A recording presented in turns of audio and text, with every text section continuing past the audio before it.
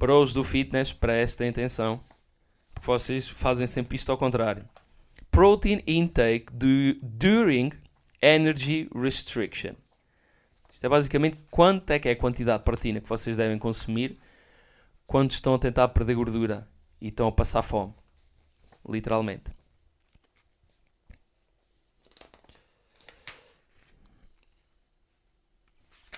Ok. In overweight and obese individuals, the ensuing body mass loss that follows a protracted energy deficit generally confers physical as well as metabolic health benefits such as improved hepatic and skeletal muscle insulin sensitivity as well as improvements in beta cell function. However, a concerning consequence of energy restriction is that loss of weight is compromised in general of a 25% loss of lean body mass is a significant proportion of which is skeletal muscle. Portanto, eu com a minha dislexia toda, espero ter lido isso bem. Mas basicamente o que eles falam aqui é que realmente, especialmente para quem tem massa gorda a mais, perder massa gorda e fazer restrição calórica é muito bom, perdem gordura, aumenta a qualidade de vida e tem benefícios no metabolismo, o fígado fica mais saudável, as fibras musculares, entre outras coisas. Mas uma das preocupações, ou uma das coisas que é alarmante, é os 25%, normalmente 25% do peso perdido é massa magra. E muita dessa massa magra é massa muscular. Malta, perder massa muscular nunca é bom. Há uma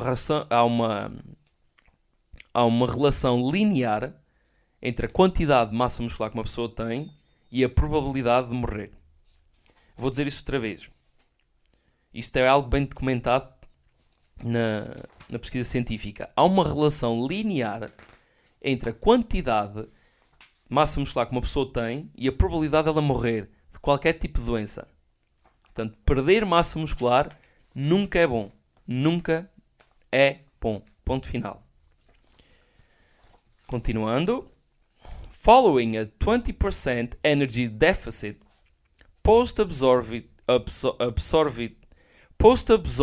rates of muscle protein synthesis were found to be reduced by 19% compared to measurements made during body mass maintenance. This decrement in muscle protein synthesis was likely precipitated by reduced intramuscular anabolic signaling, as evidenced by a 35% and 30% lower phosphorylation of AKT and 4E-BP1, respectively. Portanto, basicamente, quando vocês estão num período de restrição calórica, e basta ser 20%, que é também o recomendado por todas as reviews científicas, seria sempre começar à volta dos 20% de déficit, vocês têm uma redução de síntese proteica que é mais ou menos 19%. E isto é muito simples. Síntese proteica custa energia. As fibras musculares precisam de ATP, precisam de energia para fazer síntese proteica, para criar nova proteína. Quando vocês reduzem o consumo de energia em geral, uma das coisas que acontece é que as fibras musculares começam a sintetizar menos proteína, porque é custoso, em termos energéticos, fazer proteína. Então acabam por reduzir em 19% a síntese proteica. E isto é acompanhado por reduções, basicamente, do AKT e do 4E-BP1, que são enzimas que basicamente ajudam a elevar a síntese proteica. O AKT está na via celular da mTOR, está acima da mTOR, e o 4-EBP1, que é um elongation factor, nem sei como é que se diz em português, mas fator de alongamento, não sei, mas basicamente aumenta a eficiência de síntese proteica. Ele está abaixo da mTOR, a mTOR controla esta enzima, e quando vocês estão em restrição calórica, estas enzimas que aumentam a síntese proteica através da fosforilização da mTOR, do AKT e da eficiência proteica por parte do 4-EBP1, a fosforilização e, consequentemente, a ativação delas baixa e vocês acabam por ter menos síntese proteica. Isto é uma adaptação ao facto de vocês estarem a ingerir menos energia em geral. Given that muscle protein synthesis is an energy demanding process, the declines observed during caloric restriction likely represent a conservation-oriented mechanism to avoid the inefficiently utilized ATP for growth-promoting processes when food availability is low. Portanto, isto foi basicamente o que eu já disse.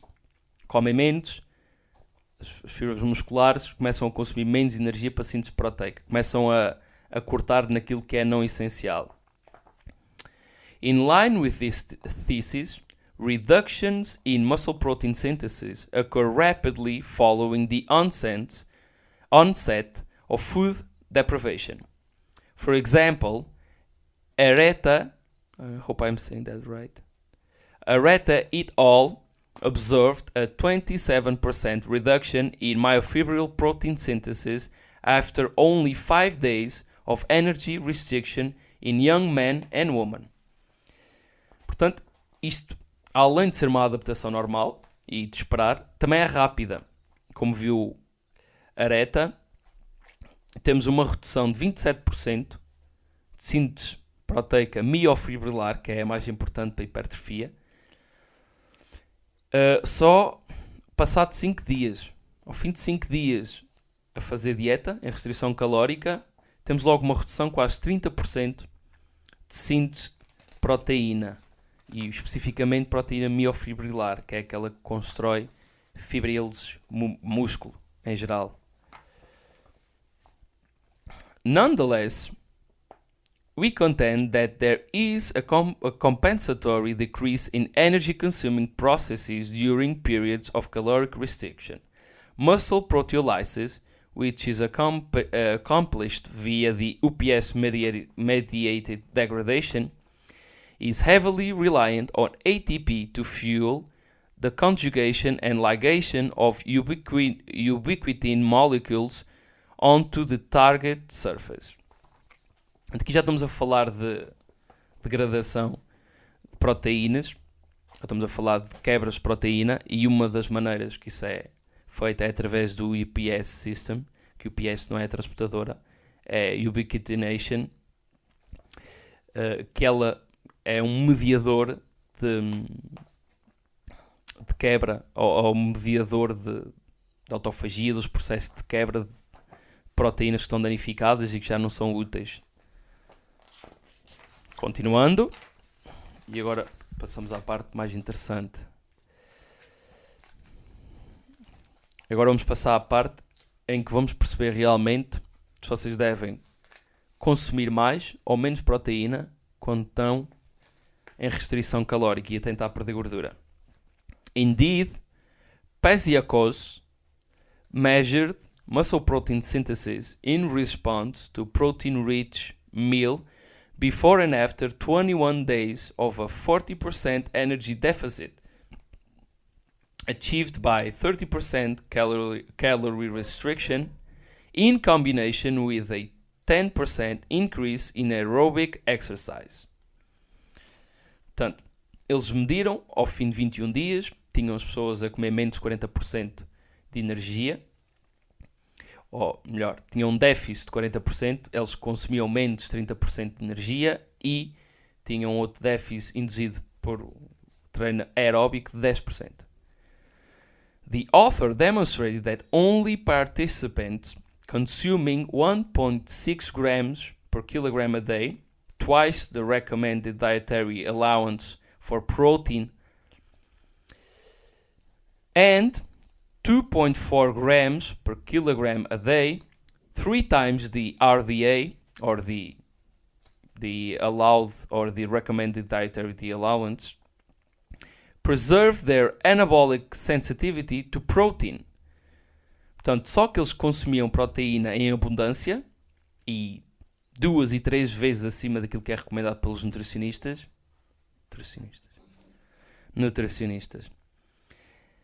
é que conservavam a sua sensibilidade pela proteína. Mas isto ainda fica melhor. In contrast, the group consuming the RDA, which is 0.8 grams per kilogram a day, for protein, had a suppressed muscle protein synthesis response to protein ingestion after being in an energy deficit. Portanto, ainda fica pior. Que eles comem o que os nutricionistas aconselham, ficam com menos sensibilidade à proteína que consomem. Continuando. The RDA consuming group also lost substantially more total mass as fat-free mass compared to those consuming 2 or 3 times the RDA for proteins. Portanto, além disto, além de terem menos sensibilidade à proteína, perderam muito mais massa magra do que aqueles que consomem 2 e 3 vezes o RDA. Despite retaining anabolic sensitivity to a protein-containing meal, even the participants consuming protein levels greater than the RDA for protein experienced significant loss of lean body mass. Portanto, mesmo assim, aqueles que consumiam proteína a mais ainda perderam massa magra. Taken together, this data suggests that protein intake alone is insufficient to maintain lean body mass during energy restriction. Portanto, só proteína, consumir só proteína e ampla quantidade de proteína não é suficiente para impedir que vocês percam massa magra quando estão em restrição calórica. Isto ainda fica mais engraçado. Portanto, já sabem, quem consome o RDA, que é o que é aconselhado por os nutricionistas, perde muito mais massa muscular do que quem consome 2 e 3 vezes mais o valor da RDA, e mesmo assim, aqueles que consomem 2 e 3 vezes o RDA, mesmo assim, ainda perdem massa magra. Engaging in resistance exercise during an energy deficit has a sparing effect on lean body mass. Espetáculo. É agora aqui que a gente começa a brilhar. E é aqui que o treino de hipertrofia começa a dar os seus dividendos. Porque se vocês fizerem treino de resistência, resistance training, que é treino de força, isso tem um efeito de poupar a massa magra. Indeed, lean body mass was retained following a 4-week energy restricted diet in individuals who resistance trained 6 days a week and consumed 1.2 grams per kilogram of protein, a daily protein intake that was hypothesized to be insufficient to prevent reductions in lean body mass in the absence of exercise.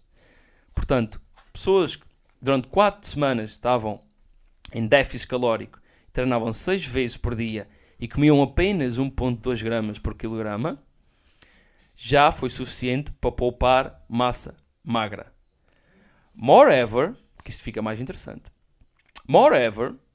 participants who consume 2.4 grams per kilogram of protein a day, 3 times the RDA, in conjunction with the same 6-day-a-week exercise regime, increase their lean body mass over the 4-week period. Portanto, aqueles que foram ainda mais acima, passaram completamente as recomendações e consumiam 2.4 gramas por quilograma de proteína por dia, conseguiram aumentar a massa magra no período de 4 semanas. Isto é espetacular. Areta et al. Reported that a resistance exercise restored the 27% decrement observed in post-absorbed muscle protein synthesis during energy restriction, and when paired with protein ingestion, significantly enhance muscle protein synthesis above values obtained in energy balance. Portanto, já estamos aqui a ver que o treino de resistência, o treino de hipertrofia, nega aquele déficit de 27% que vocês perdem. A gente já tinha falado, vocês entram em restrição calórica, 27% tem uma redução de 27% de síntese proteica muscular, mas se vocês fizerem treino de hipertrofia, isso já não acontece.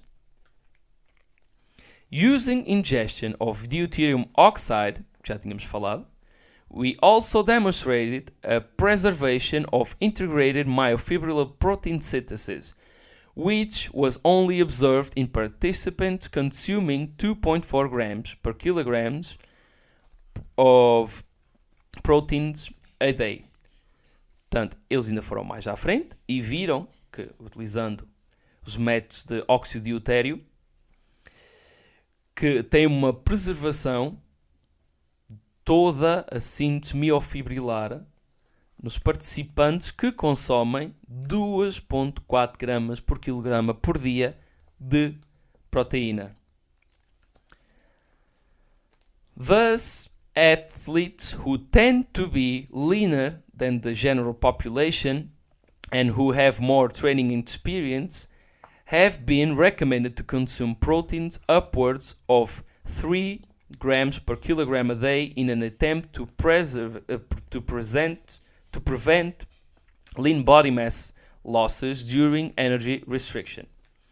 It is important to note, however, that protein intake necessarily to offset reductions in lean body mass is likely more reliant upon the severity of energy restriction and the amount of resistance exercise habitually performed.